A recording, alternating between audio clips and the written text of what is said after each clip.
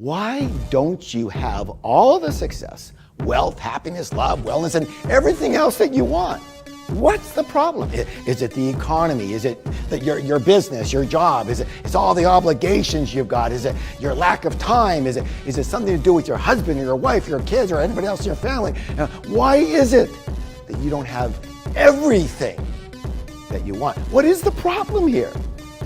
Well, it appears to me that none of these situations or people that we mentioned are your problem. And that in fact, nothing outside of you is actually your problem. And so, if it's not outside of you, where must it be? Well, the obvious answer is what? Inside of you. There is an important law of life that you must understand. And that is that your outer world is merely a reflection of your inner world. Let me repeat that, please. Your outer world is merely a reflection of your what? Your inner world.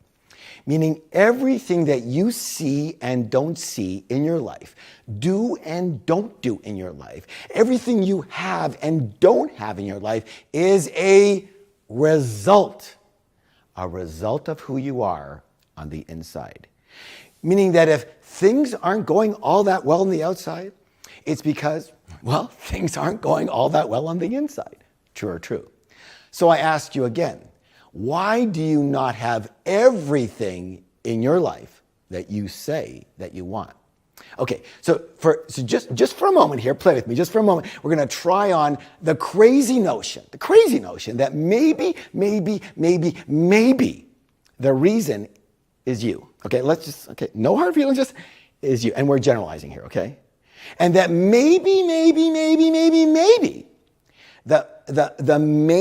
the main obstacle here is you. And again, just for a moment, if we were to assume that, what about you? What part of you? Is it your arm that's the problem? No, maybe it's your leg that's the problem.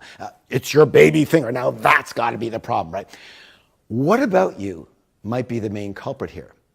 Did you happen to say your mind? Well, if you did, you got it. My friends, introducing enemy number one, your mind. Your mind is the main problem.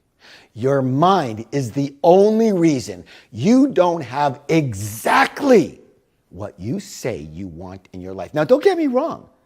Your mind has amazing power and it can do a lot of incredible, wonderful, fantastic things. The problem is that it can also wreak havoc on your life and prevent you from being nearly as successful, peaceful, healthy, and loving as you could be.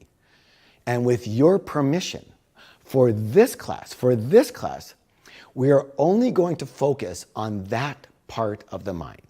Because in nature, and remember, you're a part of nature, yes or yes. If you want the flowers to grow better, you don't have to focus on the flowers. They'll take care of themselves, okay? You have to focus on removing the weeds around them. Are we in agreement? Okay, thank you. Now, some of you, actually might feel a bit insulted when I say that your mind is your main problem. And you know why? That's because most people are actually identified and therefore attached to their own mind. And the reason is because they believe that they are their mind. Let me repeat that. They believe that they are their mind. As in, my mind and the thinking that comes out of me, well, that's who I am. Okay, so now here's one of life's greatest secrets. Are you ready? I hope so. I hope you're ready, because if you really get this, if you really get it down deep inside, or at least you're reminded of this, it can and it will dramatically alter your life. Are you ready? Here we go. Ta-da! You are not your mind. Let me repeat that so we are perfectly clear here.